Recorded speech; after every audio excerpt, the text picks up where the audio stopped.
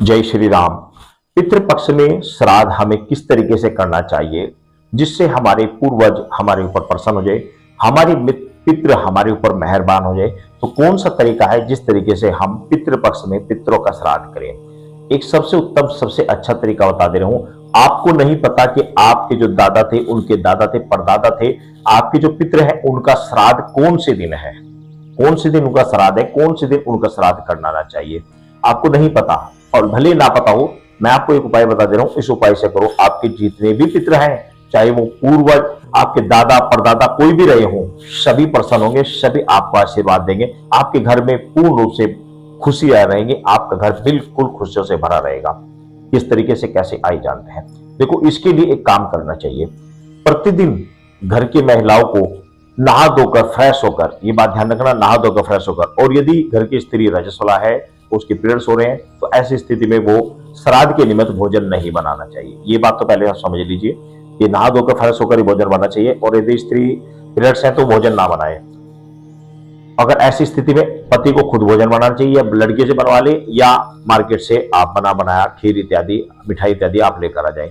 प्रतिदिन आपको करना क्या है कि जब आप खाना बनाते हो तो पहली 2 रोटी आप ले लीजिए। उन 2 रोटी के ऊपर आप कोई भी मीठा आप रख लीजिए, शुगर इत्यादि कुछ भी, या मिठाई इत्यादि उनके ऊपर रखकर, आपने एक प्लेट के ऊपर रखकर 1 लोटा जल आप ले लीजिए। जल को थोड़ा सा हाथ में डालें और अपने कहें कि मैं, अपना नाम लीजिए, अपने गोत्र का नाम लीजिए कि मैं अमुक गोत्र के जो भी हमारे पूर्वज पितृ रहे हैं, जो भी पितृ हैं, उनके निमित्त ये रोटी ये मिठाई निकाल रहा हूं। तो इस तरह से जल लेकर उस खाने के ऊपर आपको इस प्रकार 3 बार घुमाकर नीचे जमीन पे छोड़ देनी है, और अपने पितरों से प्रार्थना करें कि मेरे कुल के जो भी पितृ, अपने कुल बोलना है कि अपने कुल के जो भी पितृ हैं उनके निमित्त में यह भोजन निकाल रहा हूं, आप इसे स्वीकार करें।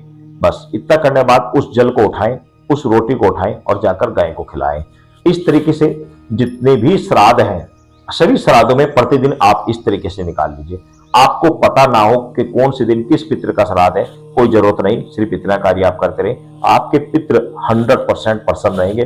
जितने भी पितृ होंगे, आपके दादा परदादा, उनके भी दादा परदादा, सभी आपके ऊपर प्रसन्न होंगे, क्योंकि आपने सभी के दिन हर रोज आपने श्राद्ध निकाला। बस इतना आप कर लीजिए, ज्यादा नहीं करना, सिर्फ इतना कर लीजिए। और यदि आपको पता है कि आपके पितृ का श्राद्ध कौन से दिन है, तो उस दिन उनके निमित्त जो उनको भोजन अच्छा लगा करता था, वह भोजन उनके निमित्त बनाकर, उनके नाम से निकालकर, इसी तरीके जिस तरीके से मैंने बताया, रखकर आप 3 बार उनके ऊपर जल घुमाकर, उस पितृ का ध्यान करके जमीन पर छोड़कर जल, उस भोजन को आप जाकर गाय को खिलाएं। बस इस तरीके से आप कर लीजिए। आपके जो पितृ हैं 100% आपके ऊपर मेहरबान होंगे।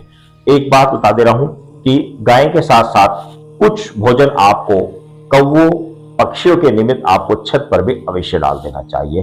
खासकर अमावस्या के दिन तो आपको कुछ भोजन पक्षियों को और कुछ भोजन आपको गाय को, दोनों को अवश्य देना चाहिए। इसी दौरान यदि आपके घर में कोई कुत्ता आ जाता है तो कुत्ते को भी आप भोजन अवश्य देना चाहिए, क्योंकि इन चीजों में 3 चीज का विशेष महत्व होता है, गाय का, कौवे का और कुत्ते का। इन 3 चीजों का आपको विशेष ध्यान रखना चाहिए। इन 3 चीजों को, 3 जीवों को आपको कंटिन्यू श्राद्ध के दौरान भोजन अवश्य देना चाहिए। इससे आपके पितृ पूर्ण रूप से आपके ऊपर मेहरबान रहेंगे, आपके ऊपर आशीर्वाद देंगे, और आपके आशीर्वाद देने से आपके घर में खुशहाली रहेगी, सभी समस्याओं का समाधान होगा।